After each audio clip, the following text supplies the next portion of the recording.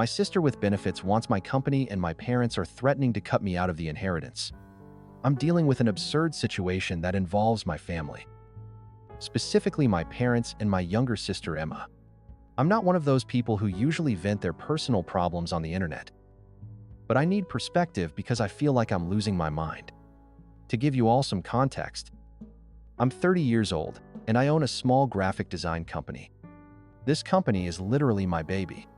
I started it since zero when I was 22 years old after graduating, and I have worked day and night to get ahead. I received no financial support from anyone, not even my family.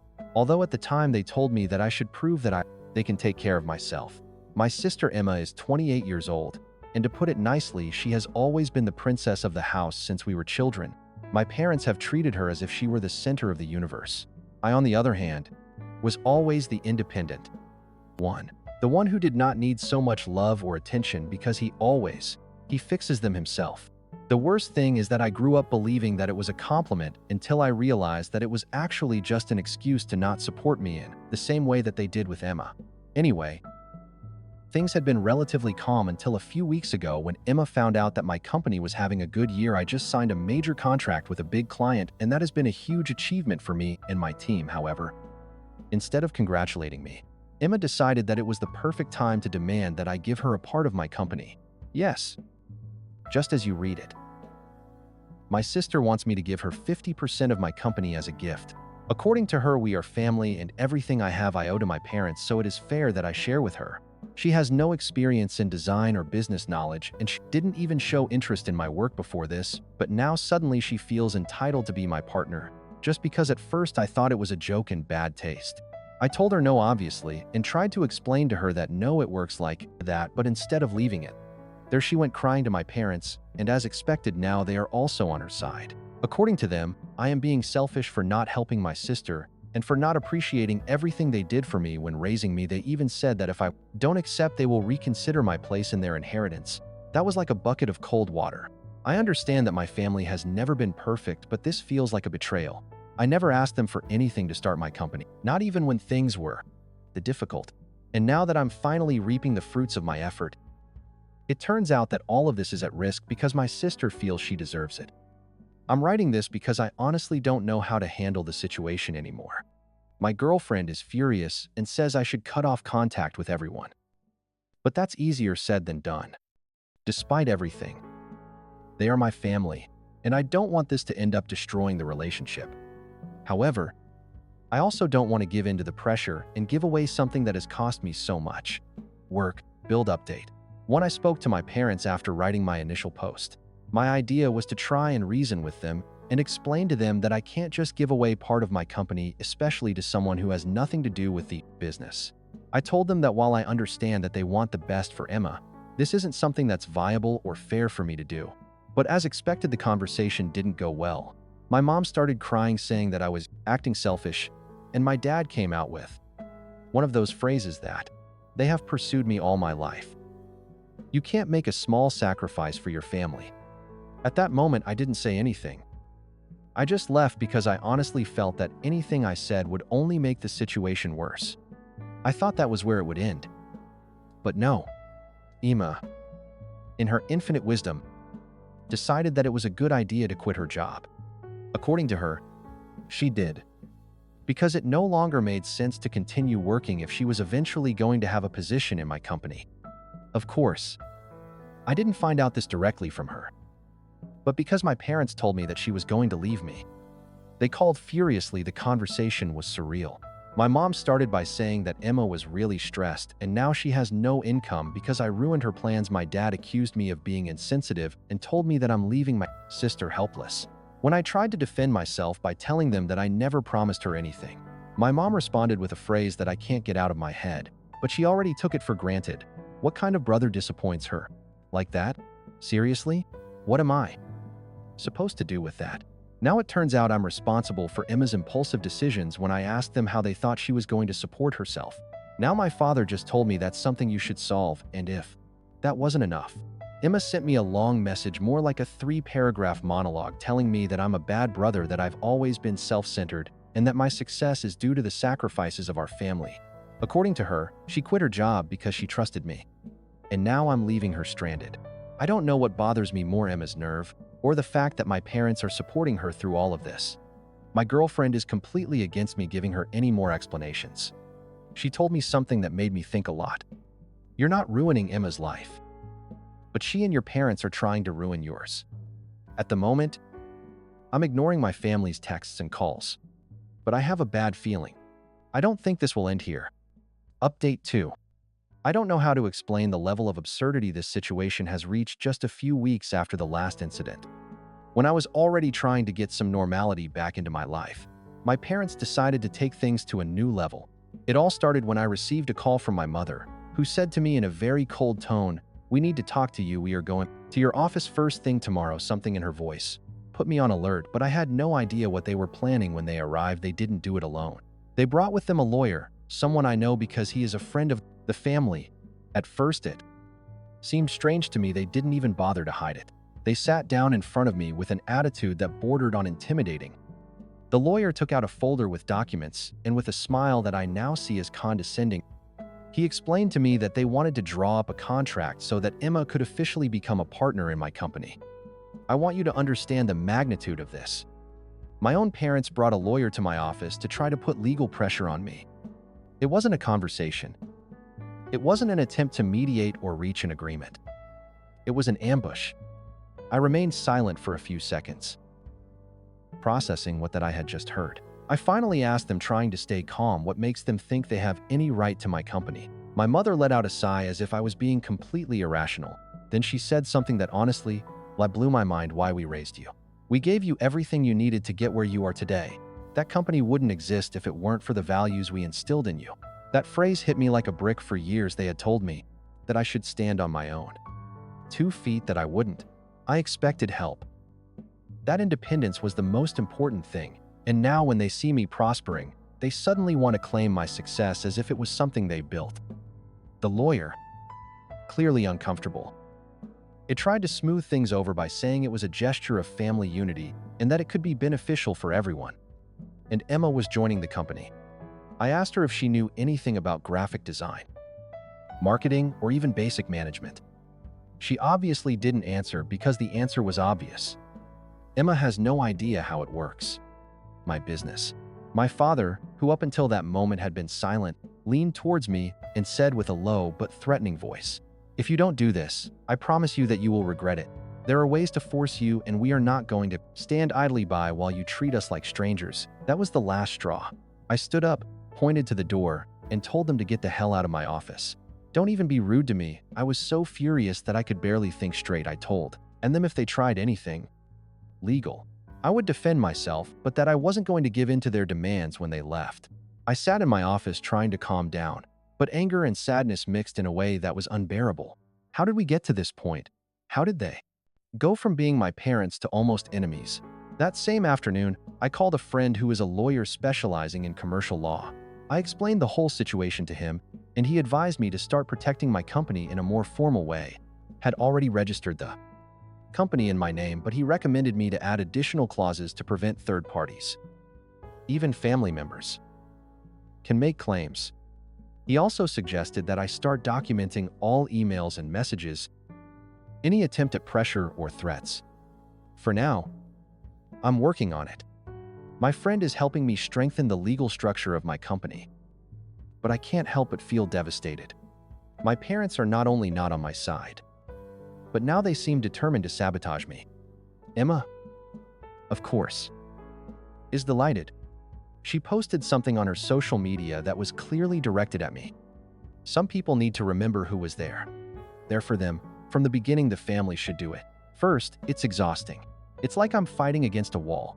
I feel like I'm not dealing with my family anymore, but with some kind of organized enemy that will do anything to take something that belongs to me from me. And the worst thing is that I have the feeling that this is just beginning. Update 3. After the last time my parents came to my office with the lawyer, I decided to take a few days to reflect.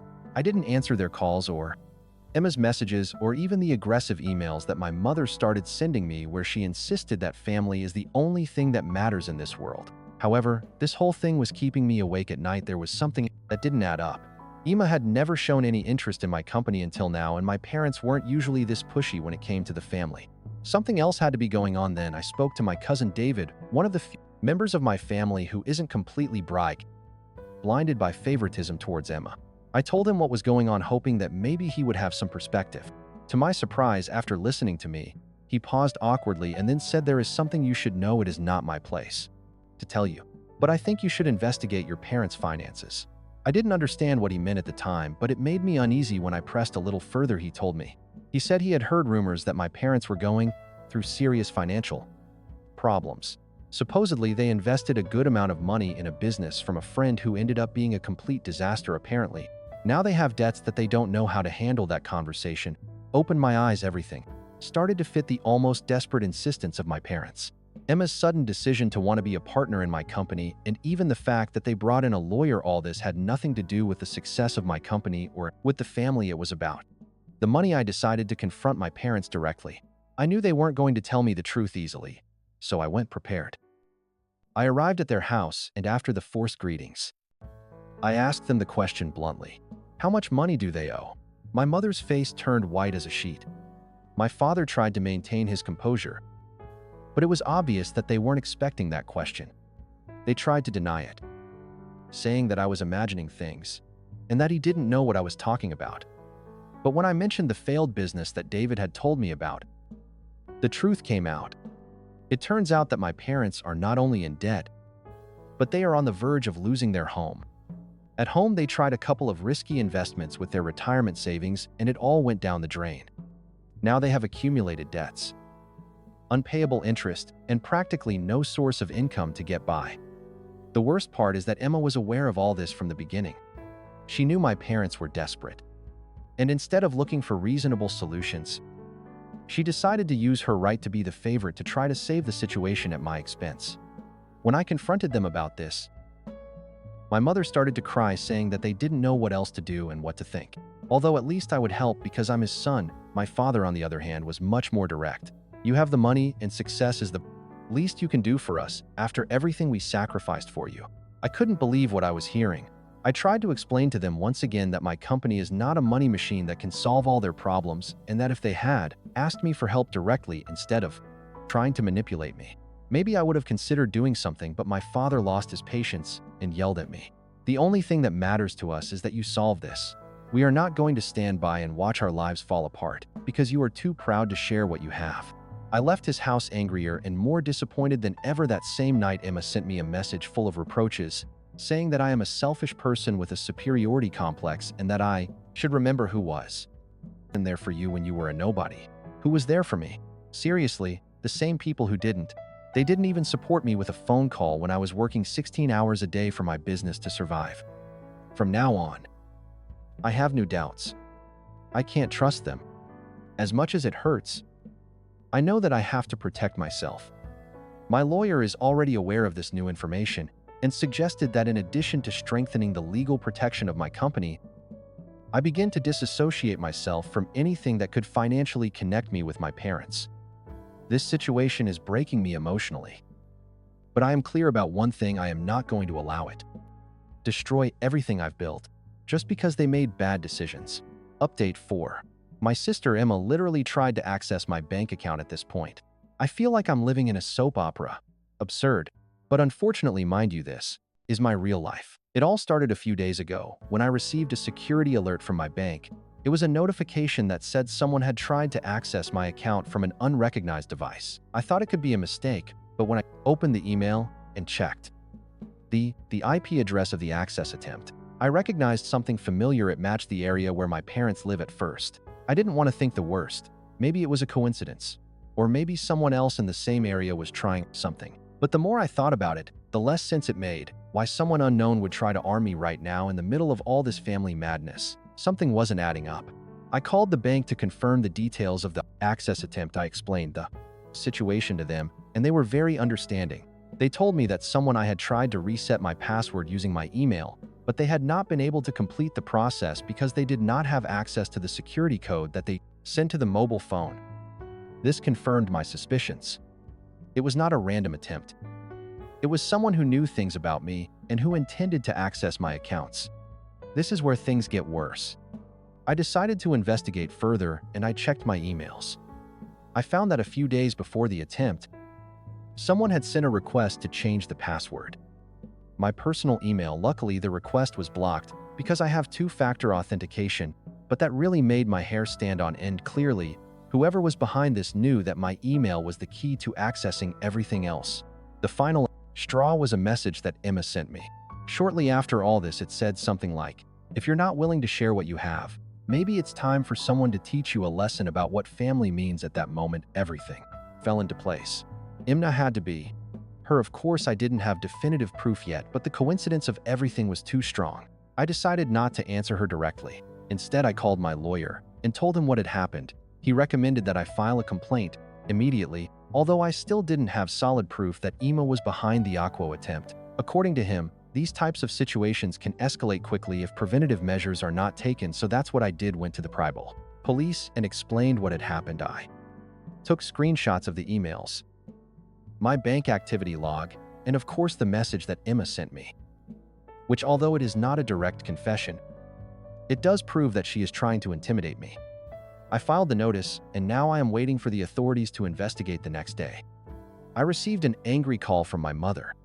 I have no idea how she found out about the complaint. Perhaps Emma herself told her, but she was out of her mind. She yelled at me, saying that I was a traitor and that you cannot treat your own flesh and blood as if they were blood criminal. When I answered that Emma had tried to get me to arm my mother, she denied it adamantly and accused me of making excuses to not help the family. The most surreal was that instead of asking me if I was okay or trying to understand my side of the story, my mother insisted again that all of this would be solved if you would just do the right thing and share with your sister. After that call, it was clear to me that I could no longer maintain any kind of contact with them. My girlfriend convinced me to block them all temporarily, and although at first I felt guilty, now I see that it was necessary for my mental health. As part of the precautions, I reinforced the security in all my accounts, both personal and business, changed passwords, added biometric authentication, and configured alerts for any suspicious movement.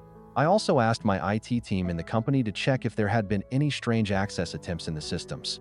But fortunately, everything was clean. I am furious and exhausted. I do not know what hurts me more, that my own sister has gone this far, or that my parents continue to defend her as if she has done nothing wrong. This is no longer just a family dispute. Now, it feels like a direct attack on my stability, my job, and my peace of mind. The only thing that is clear to me is that I am not going to let them destroy me. I have already spoken with my lawyer about the possibility of requesting a restraining order against Emma if this happens again. As much as it hurts me, it seems that this is the path they are forcing me down. Final update after the attempt. From AK, I heard the complaint I filed. I decided I could no longer wait to see what else Emma and my parents would do. It was clear that this was not going to stop until they faced real consequences. I could not continue to be the target of their manipulation and dirty tactics. Days after the complaint, I received a call from the police. They told me they had traced the IP address of the Aquo attempt, and indeed it matched my parents' house. It was a moment of relief, but also of deep sadness. It was the confirmation of that my own family was behind all of this. My lawyer explained to me that although the Aquo attempts were unsuccessful, they were still a crime, and the fact that Emma tried to manipulate how the situation with emotional threats and improper access to my banking information put her in a very compromising position. We decided to proceed with a formal complaint against both Emma and any other member of my family who was involved. When my parents found out, it was as if my mother would explode. She called me in tears, begging me to withdraw the complaint. She said that Emma didn't know what she was doing, that she was desperate, and that all of this could be fixed as a family. My father, on the other hand, sent me a direct message. If you continue with this, forget about us. You will no longer have a family. No matter how much those words hurt me, I couldn't back down. I had been putting up with their manipulations for months, and the line had been crossed a long time ago. I was not going to allow them to continue using each other as their solution for everything, especially when they no longer cared about sinking me if it meant getting what they wanted. The situation reached its most tense point when the police summoned Emma to testify. According to what they told me, she tried to deny everything at first, but finally admitted that it was her who tried to access my bank account. She justified it by saying that I didn't leave her any other option and that she did everything for the good of the family. This statement was key because it not only implied that she was guilty but also showed that her actions were premeditated. The legal process moved quickly. My lawyer made sure that Emma faced charges for attempted fraud and unauthorized access to computer systems, although he did not carry out the how. The evidence was sufficient to present a solid case. On the other hand, my parents were also cited as accomplices since the evidence showed that the attempted accio was carried out from their home and there were indications that they knew what Emma planned to do. My family's reaction was as always trying to blame me, my mother me. She accused him of being heartless and of destroying our family. My father even tried to justify Emma's actions by saying that he was just trying to get what was rightfully his. Those words were the final confirmation that I could no longer consider these people my family. The case ended in a plea deal. Emma took a deal to avoid prison time but had to plead guilty, pay a significant fine, and commit to attending mandatory therapy sessions. My parents, on the other hand, had to sign an agreement not to approach my company or try to contact me directly. They were also forced to pay part of the legal costs that this process generated for me. Although the result was favorable for me, I cannot say that I came out of this without scars. Losing my family, even under these circumstances, is something that I never thought would happen. But there was no other option. I realized that no matter how much I loved them, they did not love me the same way. In the same way, they only saw what they could get from me, and when they didn't get what they wanted, they didn't hesitate to destroy me. Since then, I have cut off all contact with them, changed my number, further strengthened the security of my company, and focused on surrounding myself with people who truly support me. My girlfriend, my friends, and even my colleagues have been a fundamental pillar to overcome this. You know what the most ironic thing is? Since all this ended, my company has grown more than ever. It's as if by freeing myself from that emotional burden and that toxicity, I could finally dedicate all my energy to what truly matters. For the first time in months, I feel like I'm getting my life back. This isn't what I wanted for my family. I always imagined that if I ever became successful, I could share it with them in a healthy and happy way. But there's a big difference between helping and being exploited. I learned that lesson the hard way, but now I know that as much as it hurts, sometimes you have to set boundaries even with the people you love. Story 2. My father always called me a failure for not being just like his golden daughter. In fact, he only came to my graduation because she's graduating with the lowest grade. But today I'm going up on stage to accept the valedictorian award, and she won't be graduating. My father always believed that life had two kinds of people: those born with a star and those born starstruck. And to him, his eldest daughter, my sister, was the brightest star in the universe, while I, his only son, was little more than the leftovers from a relationship that, in his own words, had been saved by his princess's pregnancy. I had to grow up in that shadow, always one step behind, always under pressure not to be like her. From elementary school on, while I tried to understand why a damn 89 wasn't enough to get me a simple good job, she would show up with a poster full of badly drawn hearts and earn a standing ovation from my parents. And I don't mean that as a metaphor. Once in second grade, he drew a cow with 6 legs and no tail. And my dad said it was a beautiful metaphor for evolution. I, on the other hand, showed him a drawing done with a ruler, compass, and well-defined colors. And he told me it looked like it was made by a soulless robot. That's how I grew up, trying to be seen, heard, and stop treating me like background noise on the Golden Girls' favorite show. In my house, there was no such thing as equality. If my sister wanted a new dress for her school play, they would rush to the wrong place as if it were a medical emergency.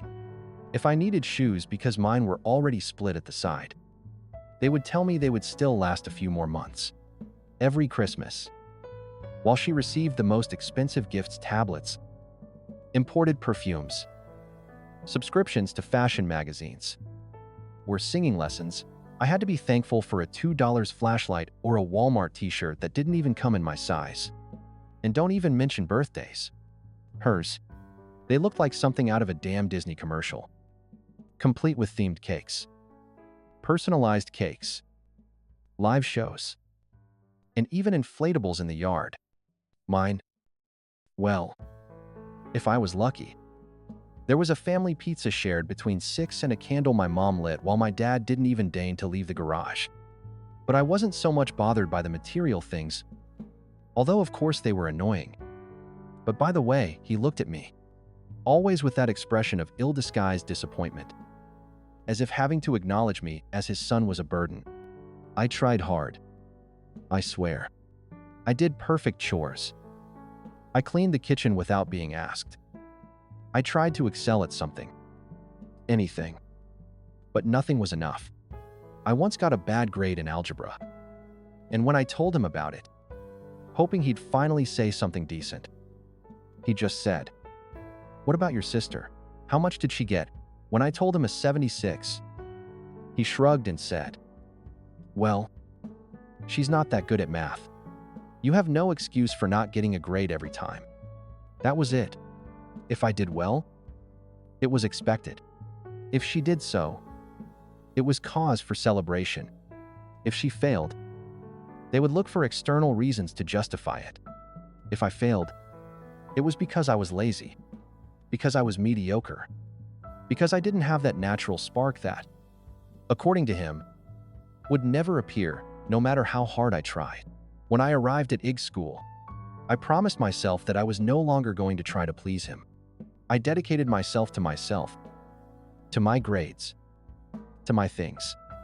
Because in the end, although his voice drilled into my head every time I doubted myself, there was something inside that told me that I was worth it, that I could do more than his limited vision of what it meant to have talent. I didn't have his approval, but I had hunger.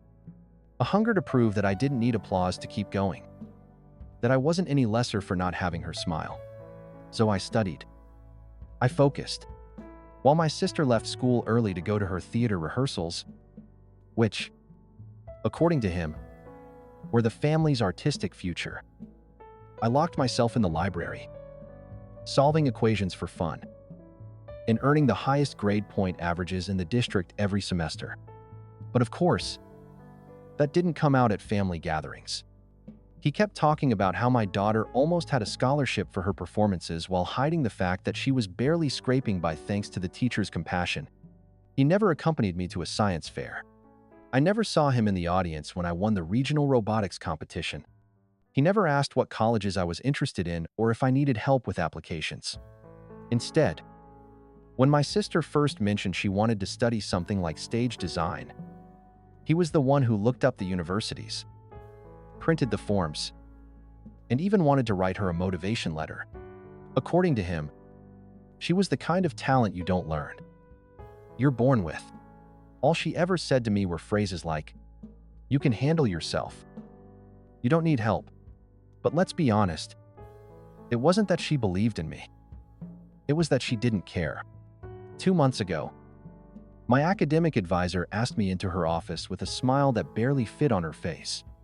I thought it was because of my GPA or the scholarship I'd applied for. But no, she told me I'd been chosen as valedictorian, the best student of my entire class, the first in my family to receive it, the first in the entire history of my public school with a perfect GPA from the first semester. And not only that, I would receive special recognition, a speech, and a medal at the ceremony. I nodded, gulped, and smiled. But inside, I was screaming because I knew that on that day, for the first time, everyone would see me, including him. But the best part was what he said to me afterward. My sister, the one I loved, wasn't going to graduate. And it wasn't just a rumor, it was official. The principal caught her plagiarizing an essay.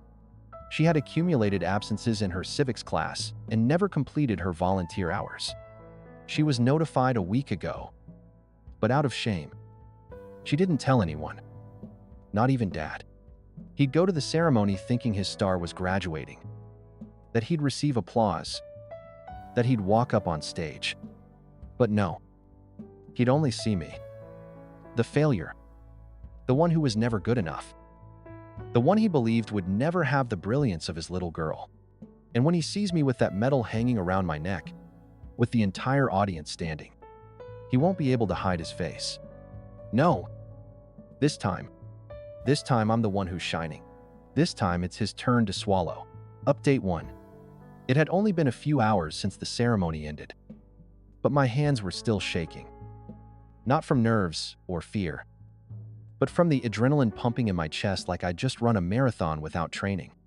Everything had turned out even better than I had imagined. Better than I had dreamed for years, while I listened from the bedroom with you, as my dad celebrated my sister's mediocre achievements as if they were Nobel Prizes. The day started early with that invisible tension hanging in the air, as if the universe knew something was about to explode. We had gotten dressed in separate rooms, he in his usual navy blue shirt, the one he wore to every important family event, and I in the suit my mom helped me buy months ago without telling anyone because I knew this day would be mine. And I wasn't about to appear as a background extra in my own movie. When we arrived at the school gym, the place was already packed.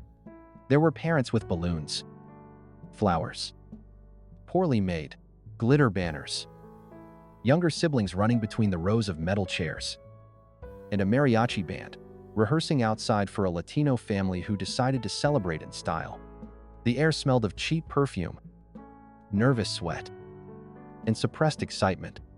And even though I tried to remain calm, I noticed my eyes darting again and again toward the front door, searching for that face I knew by heart, but hadn't looked at with respect for as long as I could remember.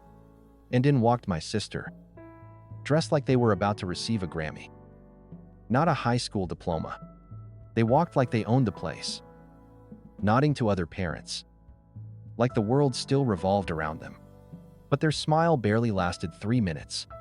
Just as they found their seats and sat third row center, the principal walked up on stage and grabbed the microphone with an expression that had given me pause in her office. Neutral, controlled, professional, but with a hint of righteousness. She announced that, unfortunately, one of the students originally included in the graduation program did not meet the requirements to obtain the diploma, and therefore their participation in the event was officially canceled. She said her full name, bluntly, out loud, without pausing to protect sensitivities. My sister. What followed was a symphony of collective discomfort.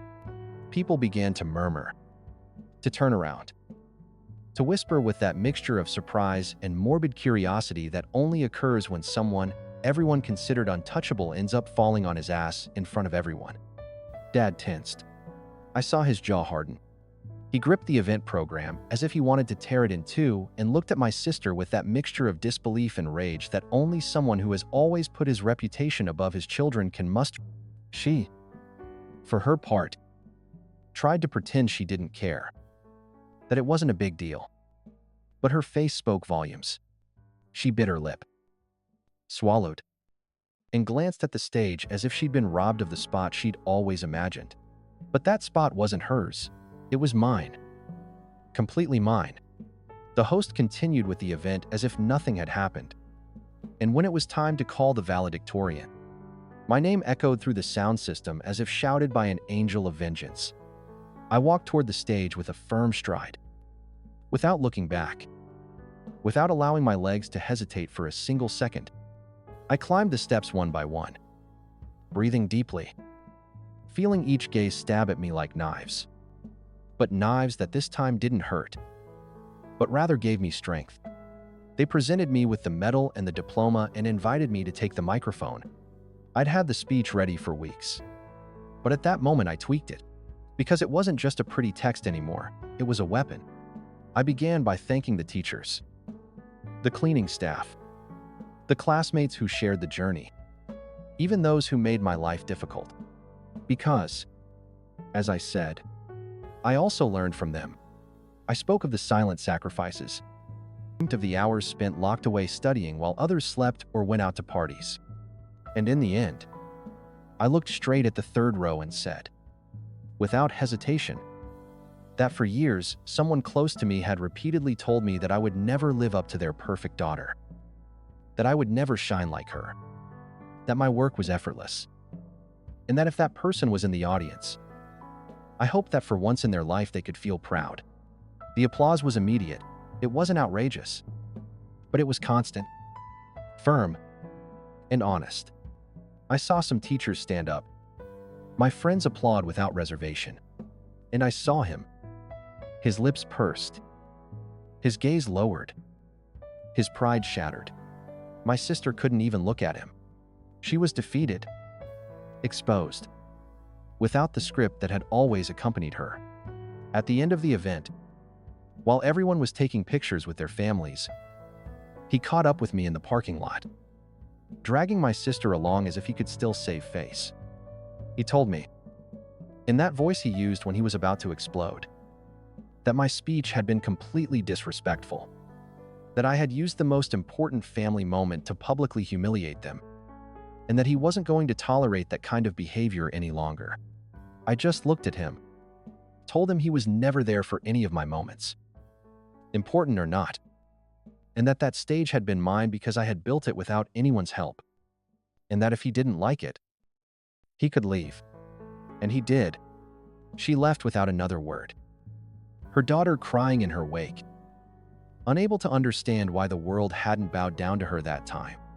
I went with my friends to celebrate. We went to a greasy and noisy place full of sweaty teenagers, eating burgers and drinking sugary sodas, and it was perfect. My mom, although she didn't fully understand why the speech was so sharp, hugged me tightly and told me she was proud.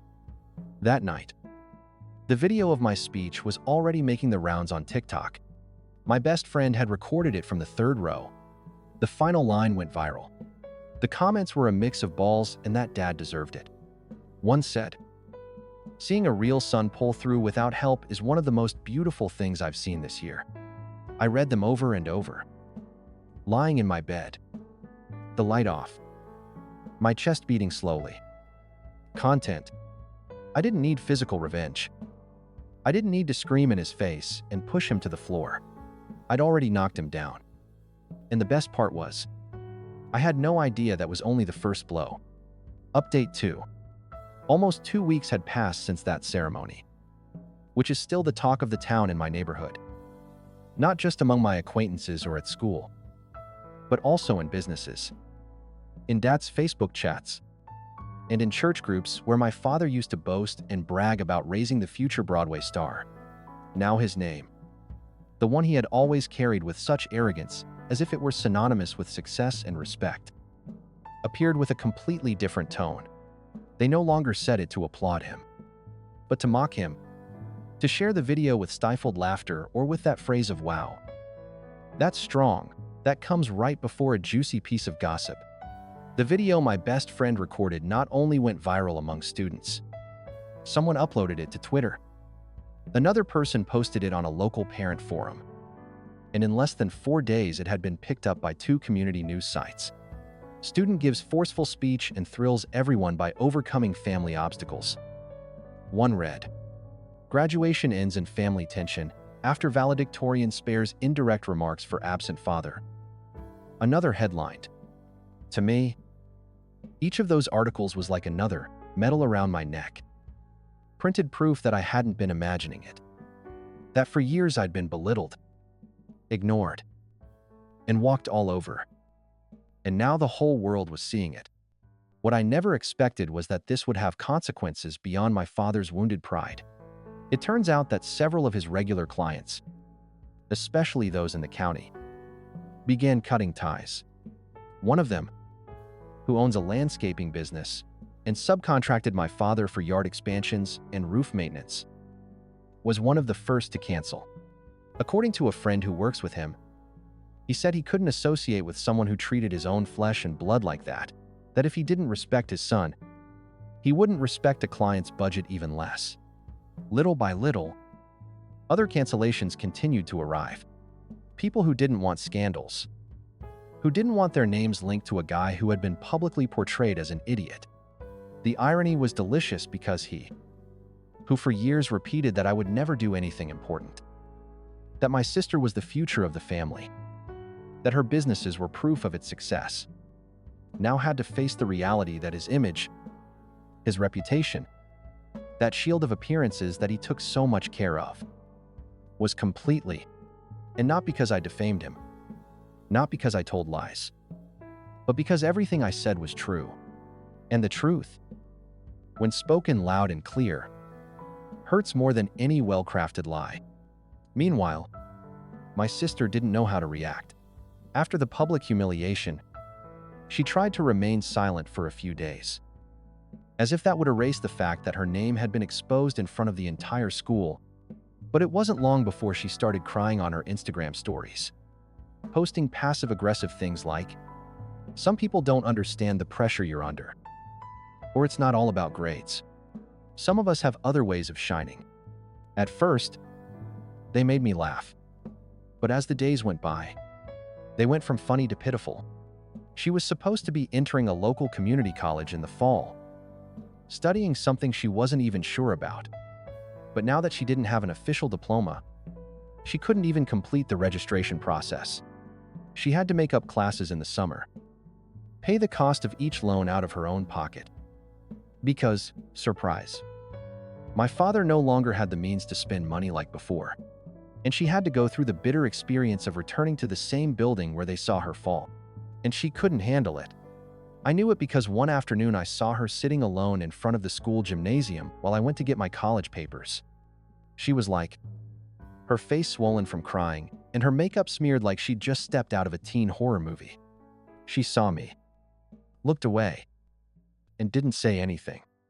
Neither did I, because there was no need to. My mother, who at first didn't understand the magnitude of what my rant had unleashed, began to realize that this was more than just emotional revenge. When she learned that my father was losing contracts, that some suppliers were no longer lending her materials, and that a couple of clients had even left her negative reviews, she didn't say "well done" or "you're too bad." She just stayed silent, nodded once, and made me coffee. I think it was her way of telling me that she understood, that after so many years of watching me endure it, she knew this wasn't a tantrum or a teenage fit. It was justice. Rough, direct, necessary. For my part, I continued moving forward with my work. I finally received official confirmation of my full scholarship at Utah Austin. It came with a gold seal and a letter signed by the dean of the engineering program. When I opened it and read the statement recognizing her academic excellence and commitment to her educational community, I felt something in my heart I'd never felt before. Validation. Not that stupid validation you seek from others, but the kind that tells you yes, it was worth it. You weren't wrong. You weren't the problem. You didn't need to scream to be heard. You just had to take it one fucking page at a time until everyone else couldn't ignore you anymore. Because I am who I am, and I don't forget the small victories. I decided to print that article that summarized my speech, which had been shared more than 10,000 times on Facebook. And I posted several copies anonymously on neighborhood bulletin boards, on the light poles near the supermarket where my dad used to hand out flyers for his business, and on one of the corkboards at the hardware store where he bought supplies in bulk. I didn't do it for fame. I didn't do it to brag. I did it so he'd see with his own eyes that I could no longer control the narrative, that this time I was the one with the voice. And the best part was that this was just beginning, because I wasn't even leaving home yet. I was still weeks away from moving to Austin. There were still moments, decisions, words left to say, but something irreversible had already changed. He knew it. She knew it. I knew it. And finally, everyone was seeing it. Update 3. 3 months passed. Summer advanced slowly, thick as old gum stuck to the pavement, with a heat that seemed like divine punishment and a family atmosphere that didn't feel very different. Ever since my speech exploded, and its direct consequences began to affect my father's pristine image, the tension in his house became almost unbearable. I don't say this from direct experience, because after the ceremony, I decided to cut all ties and never set foot in his house again. Not even out of obligation. But details reached me. My mother continued to have sporadic contact with some aunts and neighbors, and they, always ready to comment on other people's misfortunes, kept her updated with every new piece of gossip. And every piece of gossip gave me more reasons to To smile with that silent satisfaction that only comes when life finally catches up with someone who always believed they were above it all. My sister, the fallen star, as some of her own friends now quietly called her, became the perfect reflection of what happens when someone has lived their entire life believing the world owes them something. Since it was confirmed that she wouldn't get her diploma and would have to repeat part of the semester in the summer to even be able to apply to a community college, she fell into a downward spiral that not even her beloved gold-plated makeup mirror could hide. She didn't finish any of her classes. She enrolled late, arrived late, handed everything in late. And, as if that weren't enough, she failed biology again. The same subject she always hated.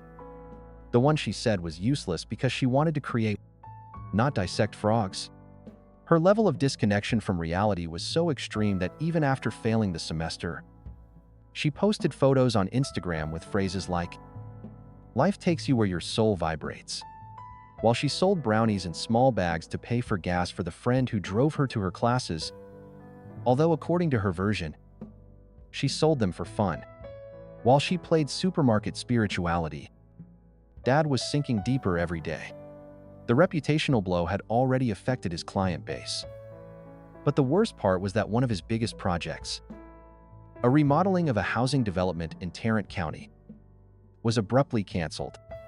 It turns out that one of the project's investors, a guy whose dad had talked endlessly about his artist, daughter, and her Texan model family, saw the video of my pitch, thanks to his son sharing it on his X account, and decided he didn't want to put money where there were family scandals or image risks. That call was devastating for him. And I knew it, because a distant cousin who works at the same firm and with whom he barely spoke sent me a message saying that my dad had left the meeting with his face disfigured with rage, muttering that ungrateful children destroy even what they don't understand. And yes, I may not understand everything, but what I did understand was that for the first time in his life, and someone else was judging him with the same harshness he always cast on me. I, on the other hand, spent that summer preparing for my new life.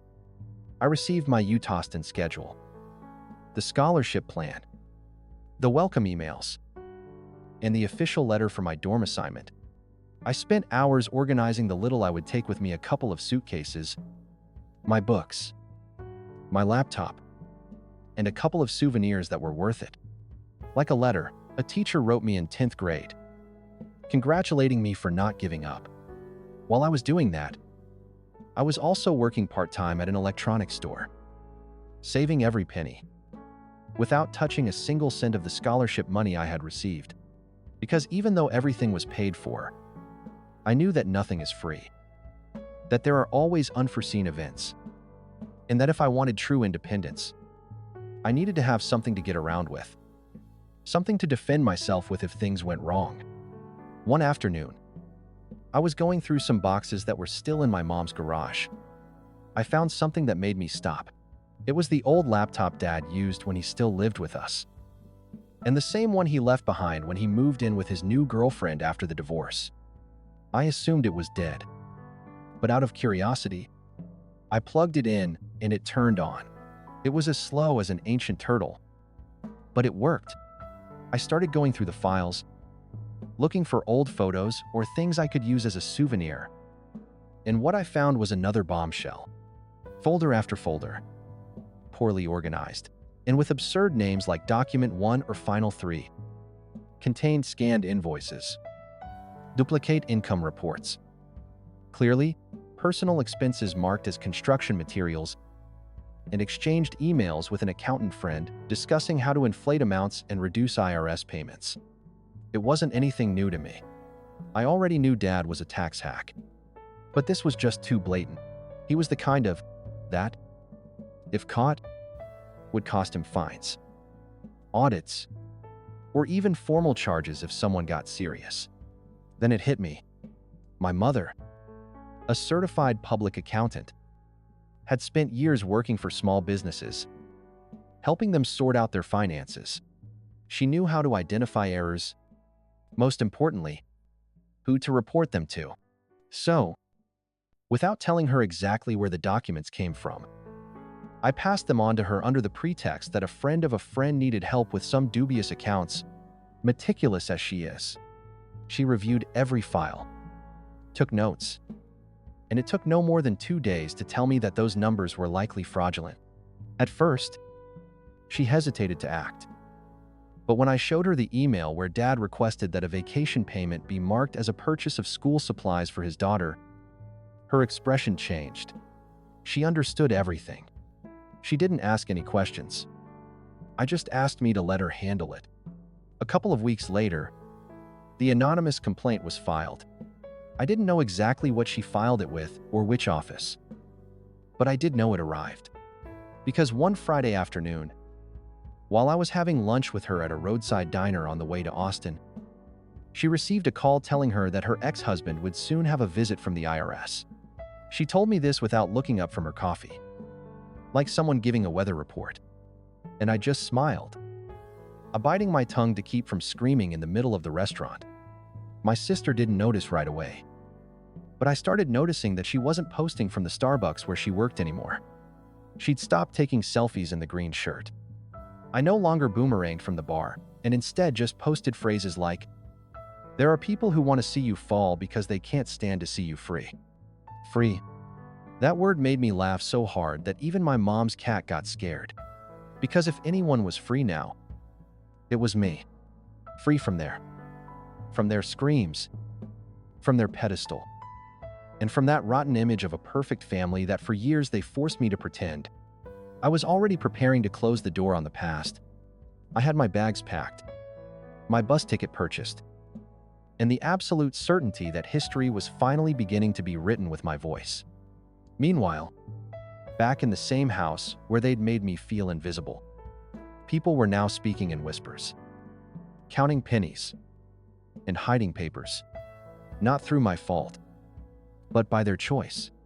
And just as he'd chosen to ignore me my entire life, now it was his turn to watch as everything he'd built on favoritism and contempt began to crumble. And he couldn't do anything to stop it. Update 4. 1 year after that ceremony that marked the beginning of the end for the farce my father so painstakingly constructed, my life was different. He was no longer trapped in his shadow, his home, or his narrative. He was more than 300 miles away from all of that. In a modest dorm on the Austin campus, with thin walls that let in the conversations of his roommates, a small window overlooking a bare tree that barely provided any shade, and a desk littered with notes, cables, and half-open books. I had a full scholarship, jobs as a computer lab assistant, and a routine so alien to anything I'd ever experienced before that it was hard to remember what it felt like to have no future. I'd found some semblance of peace, or at least a functional normalcy where I didn't have to prove anything to anyone but myself. And just when I felt I could begin to close the previous chapter, he reappeared. It was one afternoon in March. A Saturday, I think. While I was attending a private tutoring session I'd taken on to earn a little extra money, I was sitting in a coffee shop near campus, helping a sophomore who didn't understand a word of linear algebra. When I saw an unknown number calling insistently, I ignored him at first, thinking it was spam. But on the third try, I answered on impulse, and there was his voice. Less pia, less firm, as if he were dragging his pride along the ground with every word he uttered. He told me he needed to talk, that he wanted to talk like men, that maybe he'd been too harsh on me, and that he understood if I didn't want to know anything, but that he needed to ask me for something. I didn't say much. I told him that if he wanted to see me, that he could find me right there in the cafe where I taught on the weekends. I gave him the address, hung up, and didn't say anything. I didn't do it out of respect. I did it because I knew that stage wasn't his. If he wanted to grovel, it would be on my turf, in the one space where I could no longer control myself. He arrived an hour later, a poorly ironed suit, untidy hair, dark circles under his eyes, and that look of defeat I never thought I'd see on his face. He looked around the table as if he expected to find me alone. But no, I was with another student explaining matrices with a red marker on a spreadsheet while he approached with trembling hands, like someone begging in a church that used to belong to him. He stood there uncomfortably until the guy said goodbye. And when we were finally alone, he sat down across from me with a sigh so heavy the table creaked. He wasted no time. He told me his company was about to go under completely, that the audits were driving him crazy, that he couldn't even invoice a third of what he used to, and that his partners had abandoned him. He also told me he'd sold his truck, that the house was mortgaged, that he owed 2 large suppliers, and that he needed someone to help him get everything back on its feet. At first, I didn't quite understand. Then he spilled the beans. He wanted me to put in money, to invest, to use my savings, my scholarships, my work income to invest in his company while he stabilized. He promised me an administrative position, a decent salary, the opportunity to work as a family. All wrapped up in that were blood rhetoric that never applied when I slept in my unheated room while my sister had 3 electric blankets. I wanted to laugh, but what I did was let him talk. I let him vent his pathetic version of the world, his narrative in which he was the victim of circumstance, the misunderstood good father, the misunderstood leader who just wanted one more chance. I watched him as he searched my eyes, hoping to see some compassion in me, some hint of the old submission that had allowed him to mold me with verbal blows for years. But he found nothing, only silence. I let him talk until he couldn't think of anything else to say. And then, bluntly, I answered him. I told him I had no interest in investing a single cent in his failure, that my savings were mine and mine alone, that I had earned them with hard work, without help, without privileges, without emotional or financial support, which he always did to my sister. I told him that if he'd lived convinced that I was the loser in the family, now he could see in real time who really ended up ruined. I didn't raise my voice. I didn't shout. But I threw each word at him with the same harshness with which he'd treated me all my life. Before getting up, he lowered his head and muttered, "I never meant to hurt you." An empty phrase, without substance, without conviction. I replied that he had succeeded anyway, and that now he had to live with the consequences. I told him that if his contempt taught me anything, it was to not owe anyone anything, and that I wasn't going to rescue him, that his downfall had been built by him, brick by brick. Every time he chose to ignore me, mock me, or minimize me, I stood up without saying goodbye. I left the cafe and didn't look back. That night in my room, with the window open, letting in a bit of dirty city wind, I lay back in bed and thought about everything that had happened. I felt no guilt, no remorse. I felt balance for the first time because what he never understood was that he didn't destroy me when he insulted me or ignored me. He molded me. Every slight was another piece of the wall that now separated us. And while he continued to finish his ditch, I just had to stay where I was. Up there, where he always told me I wouldn't reach, where now he couldn't reach me. Final update. 5 years have passed since that ceremony that, for me, was the real beginning of everything. Sometimes I close my eyes and I can see myself standing there with the diploma in my hands, looking at the audience while my dad sank into that uncomfortable metal chair, unable to hide the disappointment of not seeing his daughter take the stage and choking with rage because it was me who stole the glances that for years he believed he would never deserve. Today, 5 years later, I'm almost 1,000 miles away from that gym, sitting by the window of my Seattle apartment, sipping freshly brewed coffee while reviewing the final details of the contract I just signed. A permanent contract as a data engineer for one of the largest companies in the country, without student debt, without any weight on my shoulders other than those of my own decisions, without having to carry the last name of someone who treated me like a family shame for more than half my life. My path here wasn't straight, but it was a firm one. Euston was everything I hoped for and more. I entered with fear, of course. With that insecurity that sticks with you when you grow up, surrounded by people who didn't believe in you. But each semester was a confirmation that I could do it. That the problem was never me. That I didn't lack talent. Like just someone who wasn't constantly trying to crush it. I graduated with honors. I landed 2 summer internships. The last one was in San Francisco, where I learned more in 3 months than I had in entire years of high school. They offered me a job before I graduated, and I accepted on the condition that I move away completely. I didn't want even a hint of the past around it, so I arrived at Seattle with just enough in 2 suitcases, and the rest was spent building, growing, quietly, focused, with that silent conviction of someone who no longer needs to be seen because they know who they are.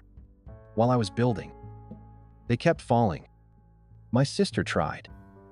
With what little remained of that inflated ego my father had sustained with empty applause. To build a life between coaching courses, recycled motivational quotes, and an online store selling spiritual products that no one bought. She worked 3 different jobs. None lasted more than 6 months. She shared an apartment with a friend until she couldn't afford the rent and ended up moving back in with an aunt in Baco who could barely support herself. She sometimes appears on social media with videos where she talks about reconnecting with your inner power and forgiving to heal. She never mentions me directly. But every time she says that sometimes the closest family is the one that betrays you the most. It's clear to me that the mirror is useless to her if she doesn't know how to use it. I don't know much about my father. I was told by third parties that he lost the entire company. The audits weren't easy. The IRS doesn't mess around when they detect patterns of systematic evasion, and between fines, penalties, and a civil lawsuit from a former supplier, he ended up liquidating what little he had left. The house went to a bank auction. The truck, which had already been sold, was the last thing he had of any real value. Now he lives, so they said, in a cousin's basement in Oklahoma, repairing old roofs when the weather and his knees allow it. He has arthritis, few customers, and 0 credit. He reached out to me again a year ago. He sent a handwritten letter, poorly worded, as if he still believed he could move me with that narrative about everyone making mistakes. But family is family. I didn't respond, nor will I. The only time I heard anything directly from him was by mistake. It arrived at my Seattle address, probably due to some old information that had been incorrectly updated. A wedding invitation. A small white card adorned with cheap gold foil with her name as the sender.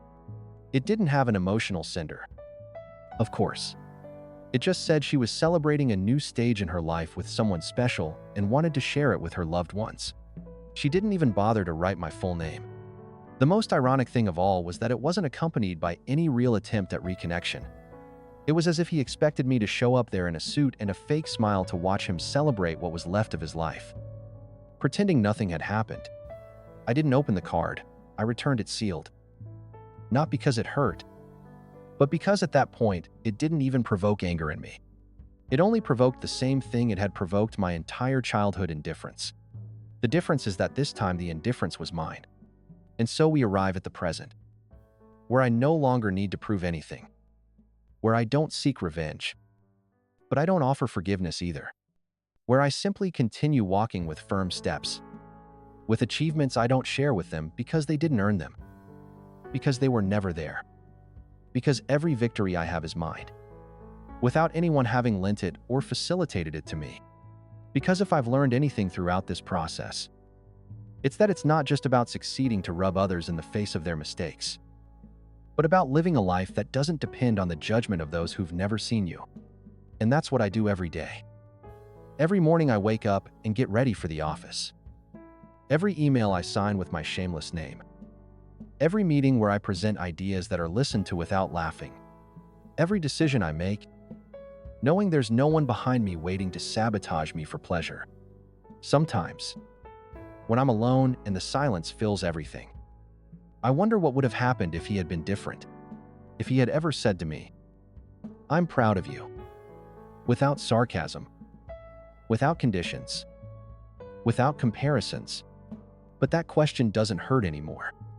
It just passes like the echo of a distant noise. Because in the end, it wasn't his pride that brought me here.